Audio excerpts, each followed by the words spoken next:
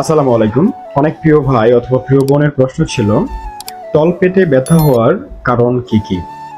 তো তলপেটে ব্যথা হওয়ার কারণ অনেকগুলো, তার ভিতরে উল্লেখযোগ্য যে কারণগুলো, এর ভিতরে প্রথম যেটি সেটা হচ্ছে মূত্রনালীর সংক্রমণ, ইউটিআই, অর্থাৎ ইউরিনারি ট্র্যাক্ট ইনফেকশন। প্রস্রাবে যদি ইনফেকশন থেকে থাকে সেই ক্ষেত্রেও তলপেটে ব্যথা করতে পারে। পিআইডি, প্যালভিক ইনফ্লামেশন ডিজিজ যদি থাকে সেই ক্ষেত্রেও তলপেটে ব্যথা করতে পারে।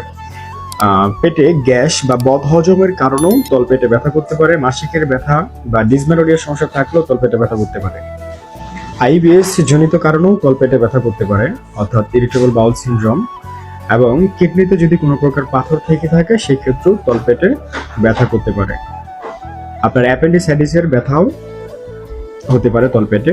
সেই ক্ষেত্রে ডান দিকের নিচের অংশে তীব্র ব্যথা, জ্বর, কনস্টিপেশন এবং বমি বমি ভাব থাকতে পারে।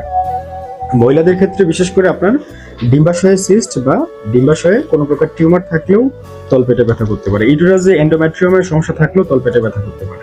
এগুলো হচ্ছে উল্লেখযোগ্য কারণ। ভালো থাকবেন। আসসালামু আলাইকুম।